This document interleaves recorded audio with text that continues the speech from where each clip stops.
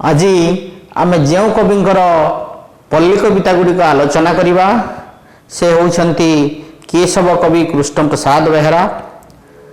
भद्रक जिलार मूल गाँव में जन्म 1915 मसीहा मार्च मास 5 तारिख रे। ये मुख्यतः जड़े नाट्यकार भाव में परिचित थे से अजस्र पल्ली कविता रचना करिसेंती।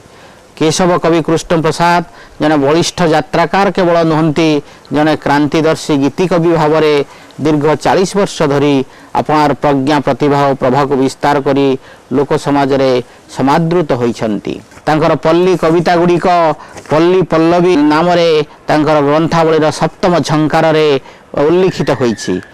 पल्ली पल्लवी कविंकर से स्वर संजीवनी जो स्वर्ग और पृथ्वी होइछंती एकांत एकाकार।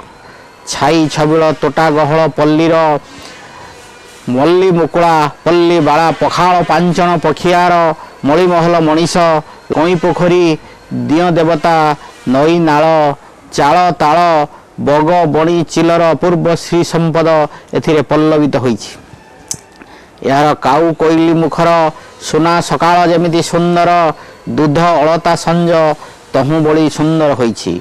पल्ली आकाशर बारबुला मेघ पल्ली आकाशर बारबुला मेघ रूपा जह्न जह्नी फूल अंधार रातिर झिल्लीर डाक काकर बतुरा बाट संजुली धुआं पहाड़ी झरणा बाउंस करंज खरीतंडी सावला बनर बाउला गीत पाणिचिया खरारे चौहता मनीषंकर चाष बेउषण बाहा बंदाण फूल फगुण दोल मेलन रे यह समृद्ध होइछि। आसंतु सुनिबा तांकर एही कवितारे पल्ली प्रकृतिर जो दृश्य वर्णना करा जाइछि। एई मो पल्ली गाँ रे चाहा एई मो पल्ली गाँ धूली मलिर माटी सरग एई मो पल्ली माँ रे चाहा एई मो पल्ली गाँ।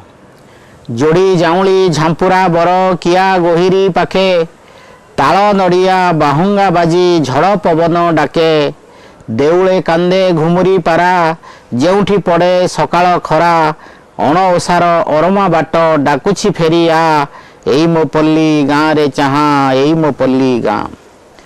बाउंस बणे डाहुक छुआ गली कंदीरे लुचे गहली तोटा आंब पणस अदिने केते पाचे दल पोखरी गोलिया जल दल पोखरी गोलिया जल गाँ पिला मो मली महल दांत निकुटा कुड़िया घर डाकुछि फेरिया एई मो पल्ली गाँ रे चाहा एई मो पल्ली गाँ।